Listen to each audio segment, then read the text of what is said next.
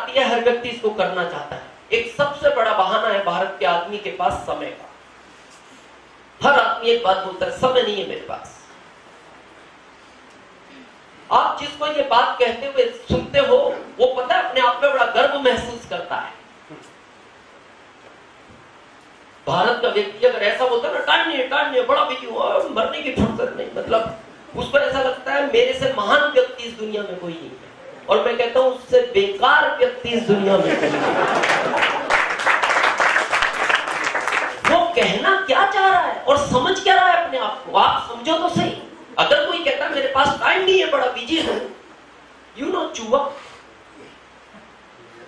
चूहा समझते इधर कहता, देखा है कभी उसको आप ध्यान से देखना, आपको वो धीरे धीरे चलते नहीं मिलेगा।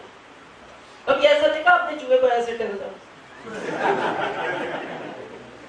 जब भी देखोगे आप वो रेस में रहता है, इधर से निकला इधर, पता है वो टाइम नहीं है उसके पास।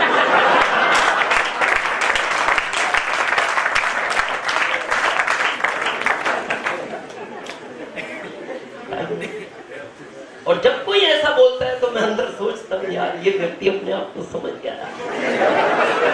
मैं नहीं कहता। थोड़ा टाइम के गेम को समझे? समझे? कितना टाइम दिया ऊपर वाले ने आपको? कितना? 24। अच्छा, सबको 24 ही है? कोई 27 वाला तो नहीं? 24। टाटा को कितना दिया? 24। बाटा को? 24। हमें 24 और भिखारी को 24। अच्छा, उसका इंसाफ देखो आप। बहुत लोग इसका सही यूज नहीं करते, फिर भी उनको अगले दिन 24 ही देता है। नहीं तो कह सकता था ये काम में नहीं देता, इसके 20 करो, मोदी जी के 4 बढ़ाओ।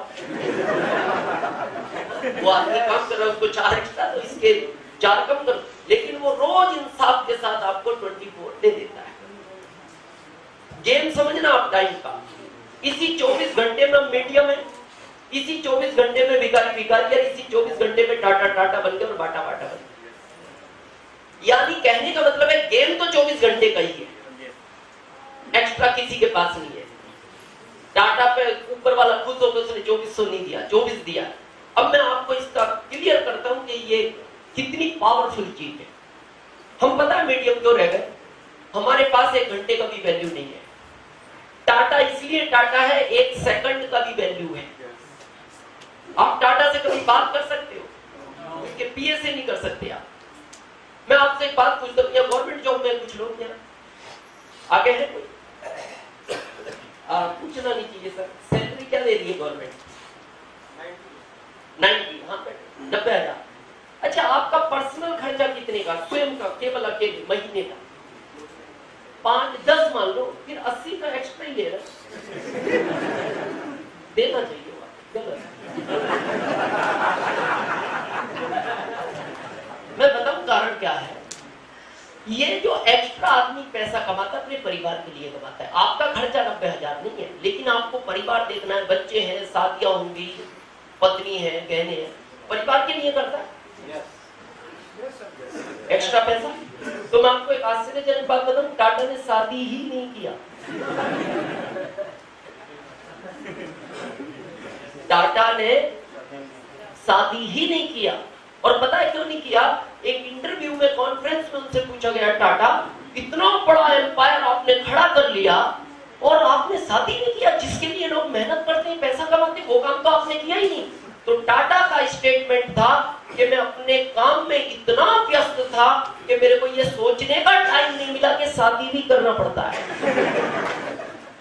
इसलिए वो लोग अमीर हैं। आप सोचो, जिस आदमी को इतना टाइम नहीं मिला सोचने का कि शादी करना है, इसलिए वो अमीर है। और हमारे पास क्या है, मैं कारण बताऊं आपको। मेरा आंकड़ा नहीं, ये गवर्नमेंट का है। 10 घंटे भारत का आदमी एवरेज काम करता है, 8 घंटे आराम करता है, 2 घंटे नहाना पूजा पाठ। हर आदमी की 20 घंटे की रूटीन लाइफ है। और भारत के ज्यादातर लोग 4 घंटे को वेस्ट करते हैं, जहां 1 सेकंड का भी कीमत होता है। 4 घंटा खराब हो गया। सबसे ज्यादा ये खराब हो रहा है टीवी देखने में। मैं टीवी के विरोध में नहीं हूं, लेकिन मैं टीवी के सपोर्ट में भी हूं। भारत की संस्कृति को सबसे बड़ा बिगाड़ने का रोल किसका रहा? टीवी। ये जितनी भी नई फैशन आ रही है किसने दी? टीवी।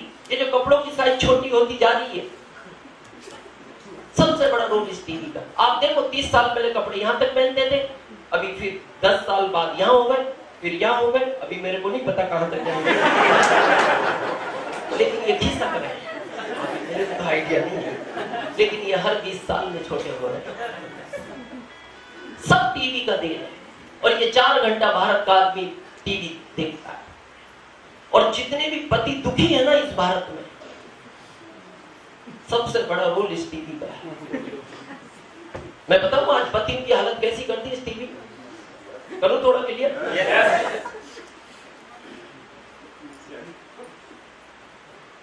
त्योहार पे वो बकरा काटता है,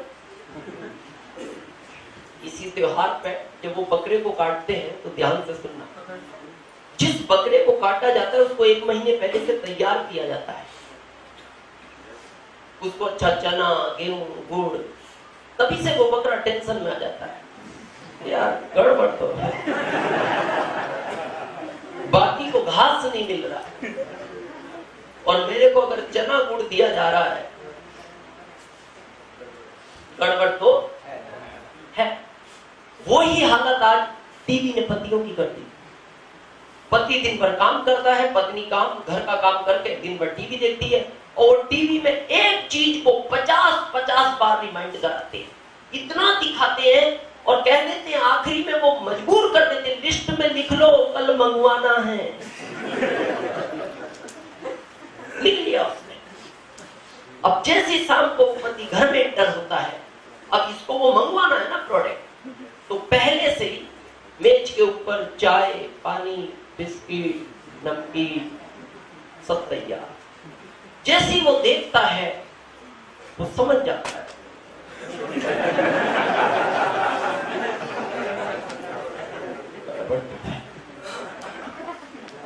देखते इसका तो दिमाग खराब हो गया। पत्नी समझ गई क्या गड़बड़ है, वो पास में जाके बोलती है, शायद आज आपका मूड ठीक नहीं है। ठीक ही था, देख के खराब हुआ। ये तो अच्छे मूड से आया था। अब उसको वो डिमांड पूरी करानी है, तो फिर धीरे में पास में जाके बोलती है, ऐसा करो ये चाय तो ठंडा हो गया, मैं एक और कड़क चाय लाता हूं। अच्छा उसको भी पता है जो खिलाना है खिला दो पहले, क्योंकि सुनने के बाद कुछ खा भी नहीं पाएगा, क्योंकि डिमांड सुन के नहीं खा पाएगा, तो जो खिलाना है पहले ही खिलाओ। और कुछ लाती है, बिस्किट, मिठाई। खाने के बाद उसको बोलती है पास में बैठ के, बुरा नहीं मानो तो एक बात कहूं। वो बोलता है बताओ। जब कल ऑफिस से आना तो वो बीच में एक दुकान है लाल चौक पे, वहां से कल्पना नाम की साड़ी ले आना। ठीक है ले आके। कितने की है? मात्र 13,000। क्या लगता है रात को भूख लगेगी इसको?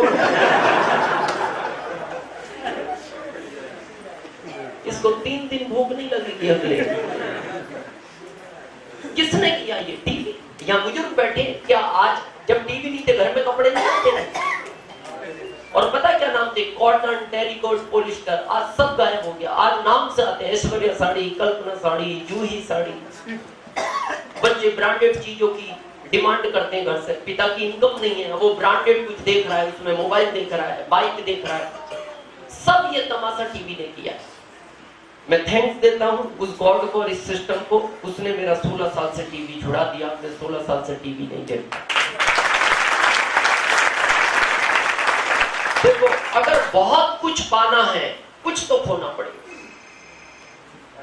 बहुत कुछ पाना है, कुछ तो खोना पड़ेगा। आज पता है फैशन बन गई जन्मदिन मनाने की, उलाटी सा। बच्चे का मनाते हैं, अपना मना रहे हैं, पत्नी का मना रहे हैं, अपने माता पिता का मना रहे हैं। मैं जन्मदिन के विरोध में नहीं हूं, लेकिन मैं सपोर्ट में नहीं हूं। क्या जन्मदिन मनाना? आपकी जिंदगी के साल कम हो रहे हैं, आप खुश हो रहे हैं। 20 साल निकल गए, केक काट रहा है, क्यों? आ रहा हूं। मैंने आज तक अपना जन्मदिन नहीं मनाया, हालांकि मेरे बच्चे मनाते हैं। मैं उनको भी डांटता हूं, यार बेटा क्या जन्मदिन, 50 साल का हो गया, जन्मदिन मना रहा है, खुश हो रहा है, केक काट रहे क्यों?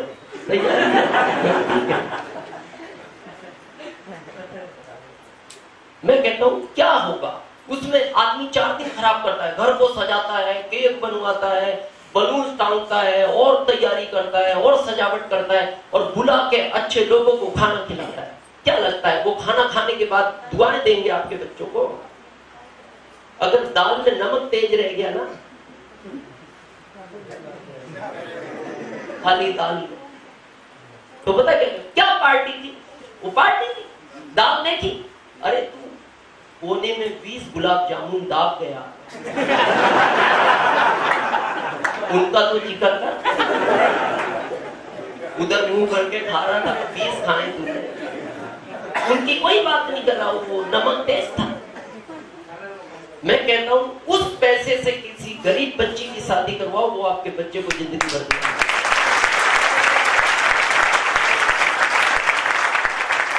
मैं थोड़ा क्लियर करता हूं इस पिक्चर को, बड़े ध्यान से समझना। मैं किसी प्रोफेशन के विरोध में नहीं हूं इन चीजों के।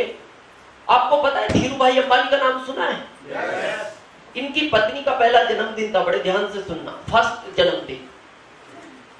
बहुत बड़े उद्योगपति, इंडिया फर्स्ट उद्योगपति, तो बड़ी तैयारियां थी 2 महीने से, बड़ी सजावट है, पूरे इंडिया से लोगों को इनवाइट किया गया था, बड़े बड़े बिजनेसमैन, रिश्तेदार। हमारे यहाँ एक भारतीय संस्कृति है, अगर एंड टाइम पे घर का मुखिया गायब हो जाए तो कैसा लगेगा? आप सब मेहमानों को अपने घर बुला लो और लास्ट टाइम पे आप भाग जाओ, लोग गलत नहीं बोलेंगे। अब हुआ क्या, ध्यान से सुनना।